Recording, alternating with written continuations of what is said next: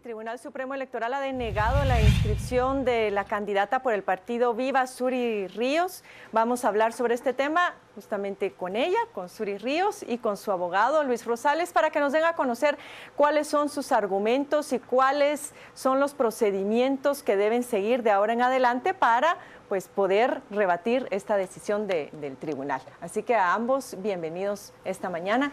Y quisiera empezar con preguntar, la primera duda que asalta es, ¿cuándo presentaron ustedes la papelería para inscribirse usted, licenciada? ¿Y cuándo o cuántos días después el Tribunal Supremo Electoral deniega la inscripción? Bueno, la papelería se presenta desde el momento en que concluye la Asamblea Nacional del partido. Cuando concluye la Asamblea, se presenta la papelería al Tribunal Supremo Electoral, quien la depura, y una vez depurada e inscrita a la Asamblea, se presenta la papelería de los candidatos. Eso lo hicimos aproximadamente el día 30 de junio. Entonces ese día se presenta todo lo que se refiere a la papelería del binomio, los requisitos, sus fotografías, ante el registro de ciudadanos. Después de eso, o sea, 5 días después, me comentaba el licenciado Rosales, viene esta denegatoria por parte del registro de ciudadanos. ¿Con qué argumento?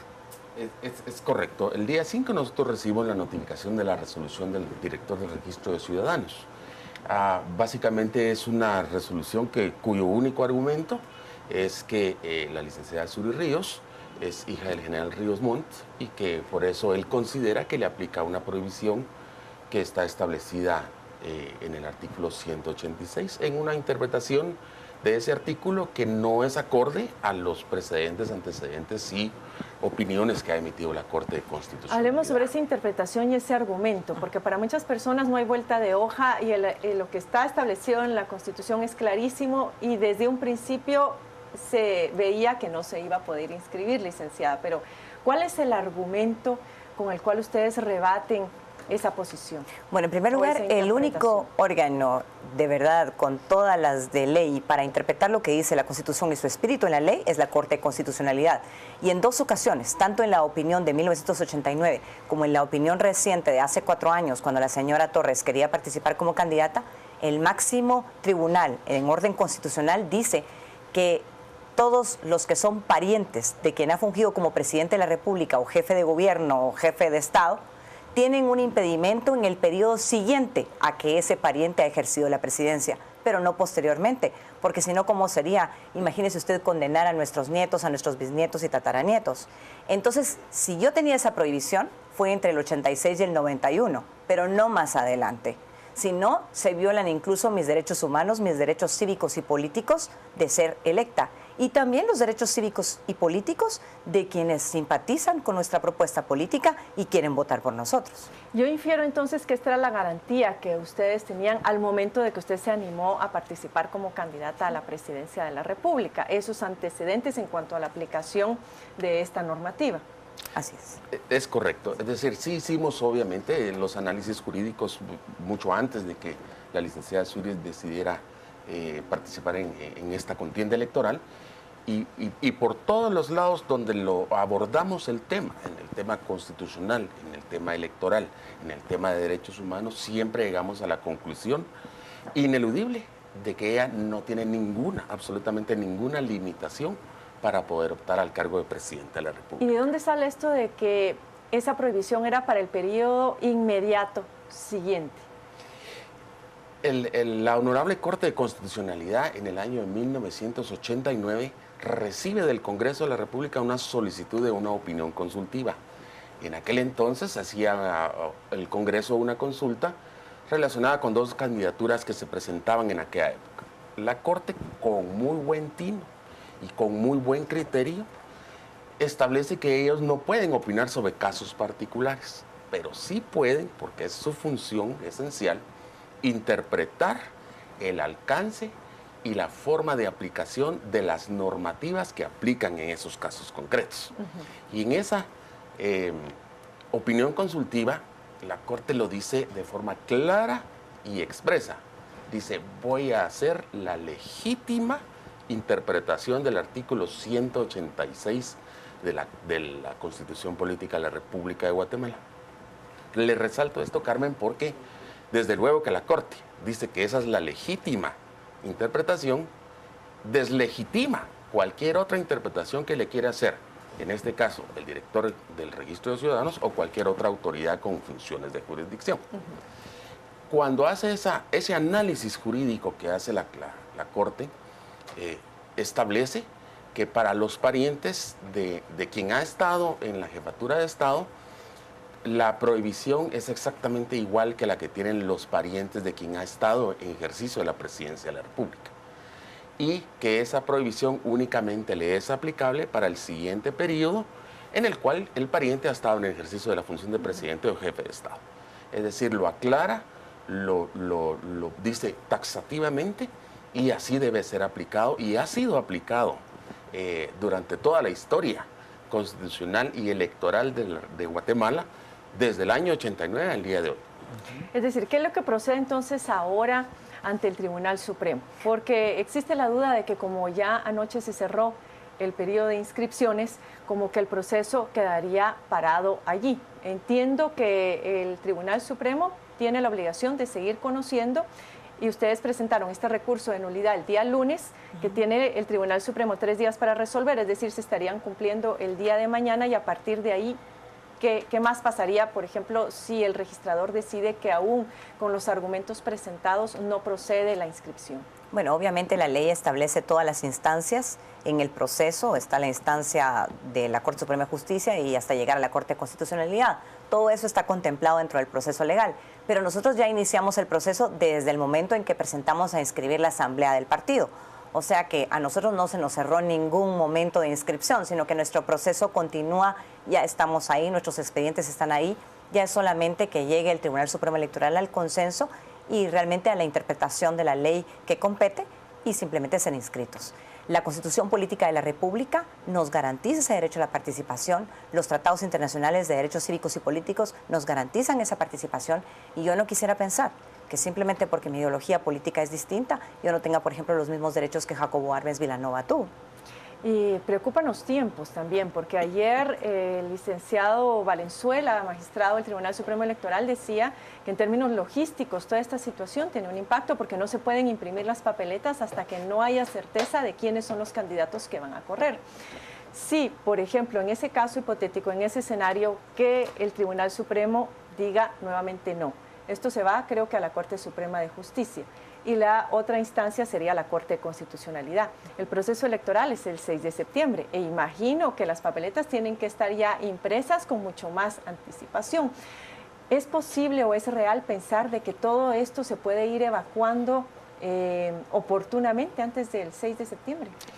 En la ley electoral los plazos de impugnación y resolución de esas impugnaciones son bastante cortos. Están establecidos de 3 días, incluso para interponer el recurso de amparo es apenas de 5 días. La rapidez en la definición que tiene que haber en las candidaturas y las personas que vamos a participar en el proceso electoral del 6 de septiembre, obviamente es interés no solo de nosotros, en este caso particular, sino que lo es de las autoridades electorales, precisamente por lo que usted mencionaba, Carmen. El 6 de septiembre son las elecciones y previo, al menos 30 días antes de eso, debe ordenarse no solo la impresión de boletas y de elección, sino que hacer toda la logística propia del evento que va a tenerse. Así que nosotros creemos que no debiéramos de llegar hasta las instancias del amparo. Creemos que los argumentos son sólidos. Creemos que el Tribunal Supremo Electoral tiene hoy en sus manos toda la documentación, información, legalidad para tomar una decisión en este momento. Solamente es documentación, no se les concede audiencia para que vayan a exponer sus argumentos, todo es documental. Así es, Carmencita. Ahora bien, en términos de los efectos que pudiera tener una negativa por parte de todas las instancias para que usted participara, ¿cuáles serían los efectos que esto tendría sobre el partido político a nivel de quienes están postulados para las alcaldías, para las distintas diputaciones? ¿Cómo lo ven? ¿Cómo lo analizan? Realmente no cabe una negativa porque si estamos en ley y de acuerdo a nuestro sistema constitucional, nosotros tenemos garantizada nuestra participación política. O sea que aquí no cabe ningún no. no puede ser una decisión arbitraria, tiene que ser una decisión dentro del Estado de Derecho y dentro del marco jurídico que nos regula y que tenemos. Que a algunos políticos no les guste mi participación, eso es otro tema. Pero realmente nosotros estamos en ley, no estamos jugando. Los alcaldes, los diputados, ayer mismo me hablaba el secretario general del partido, están apoyando, están con mucho ánimo, con mucha fuerza. Ellos ya han pasado un momento dificultoso en la elección pasada con su propio secretario general de ese entonces, por otra razón. Así que saben el proceso, lo conocen y tienen plena fe y certeza de que vamos a salir avante y que simplemente esto es un obstáculo para realmente hacer los cambios que la nueva Guatemala necesita. Es que no podemos seguir así y realmente impedir a la gente que ejerza libremente su derecho a voto, a elección. Eso es muy importante, independientemente de que sea yo. La gente que quiere votar y elegir, ¿por qué tiene que imponérsele quién va en una papeleta? Vamos a irnos a las redes sociales con Carolina para ver qué está opinando nuestro público televidente. Carolina, cuéntanos. Gracias, Carmen. Tenemos muchísima participación en la página de Facebook, donde se da a conocer cuál es la opinión respecto si se inscribirá o no a Zury Ríos como candidata presidencial. Tenemos entonces el comentario de Juan Fernández, que nos envía un rotundo no. Enrique Esquivel, sí. Rodrigo Castillo, sí. Ronald Morales, no tiene derecho. José Gutiérrez y Nasif, Tribunal Supremo Electoral, todos son corruptos. Carlos Sarti, sí. Elizabeth Aguilar, si está permitido en la Constitución, que se inscriba. Si no lo permite, entonces, ¿por qué insistir? Mayra Ramírez, sí lo creo, pues no existe el argumento legal para que no le permitan inscribirse. Daniel Unashi, ella tiene derecho. ¿Por qué pagar por lo que hizo su padre? ¿O alguien tiene que pagar por los errores de los padres? Sandra Cáceres, ahora como diría Ríos Montt, usted papá, usted mamá, no sé en qué parte de la Biblia está donde dice que los que hacen mal hasta varias generaciones después lo siguen pagando. Olvin Palencia, aquí en Guatemala se ha visto muertos acarrear basura. Amalia Moscoso, sí. Xiomara, ¿y por qué inscribieron a Sandra Torres? Ella fue guerrillera. Aura Marina, sí, que la inscriban por ser mujer. Ricardo Manuel, según la ley, sí puede participar, porque el inciso C que le aplican a ella es bien claro, cuando el presidente golpista estuviera ejerciendo. Yo no entiendo por qué el español es el que ellos entienden. Carlos López, sí, que la dejen inscribirse. Veamos qué tanta fuerza tiene la señora. Leonel Figueroa, no.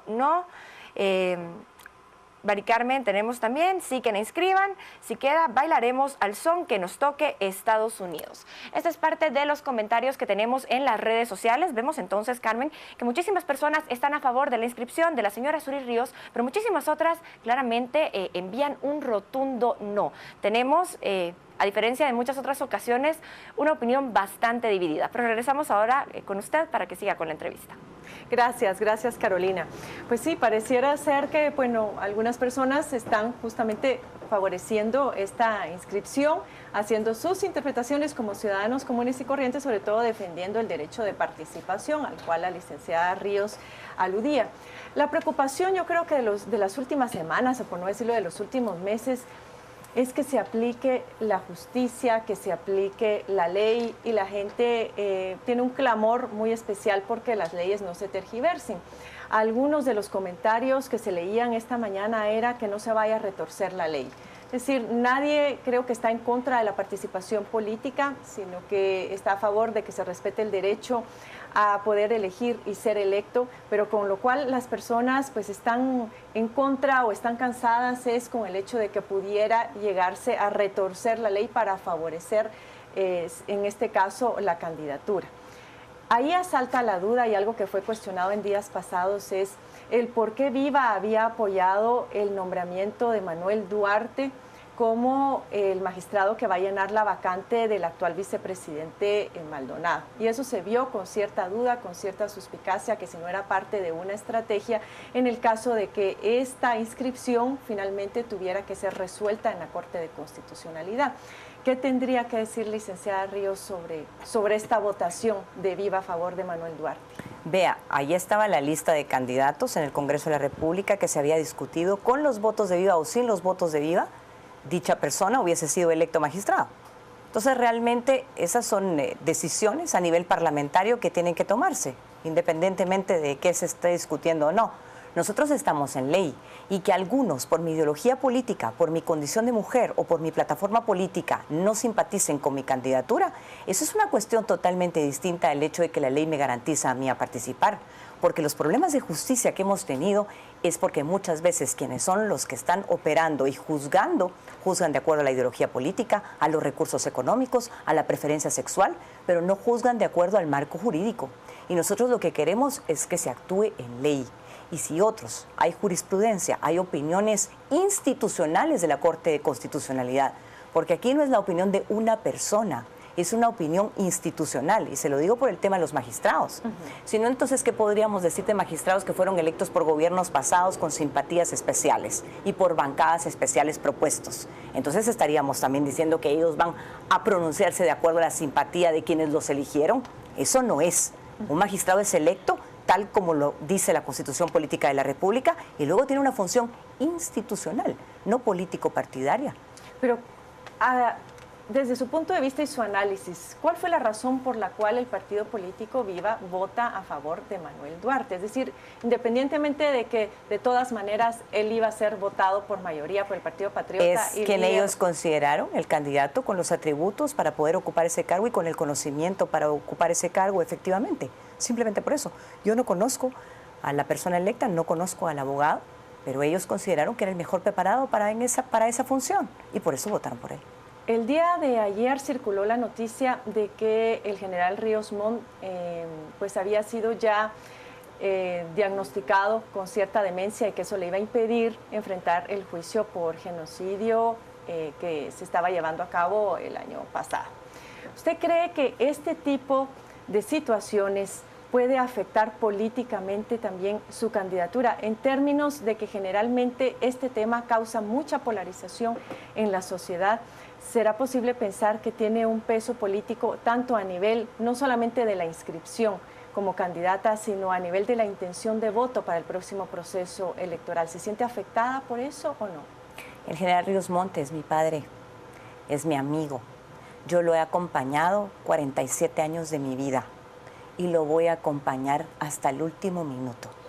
Y si el pueblo de Guatemala quiere que yo acompañe y ayude a solucionar los problemas que tiene la nación, allí voy a estar. Especular sobre qué afecta, qué no afecta, eso no es correcto. Tenemos que ver las cosas a la luz de la ley y de los marcos jurídicos. El general Ríos Montt hizo su parte. Fue juzgado cantidad de veces a través de los votos de la población. No es él el que se está presentando a las urnas, soy yo. Así que es a mí a la que me toca ser juzgada por la nación. Vamos con el licenciado Rosales con un último mensaje que usted quiera dejar a la teleaudiencia, porque ya nos vamos a ir a corte. Muy rápidamente, yo quiero resaltar un tema.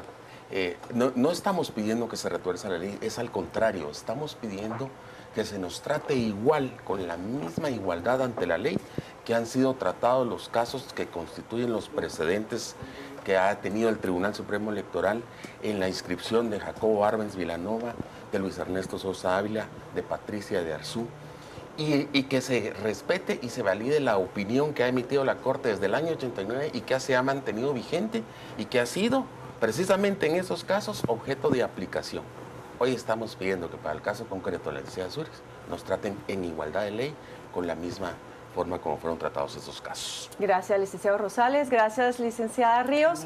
Vamos a estar muy pendientes de la decisión del Tribunal Supremo Electoral el día de mañana. Sin duda vamos a estarle dándole cobertura. Agradecemos a nuestra teleaudiencia por su atención y nos vamos nuevamente a la mesa principal con Carolina y Mario para continuar con las notas informativas.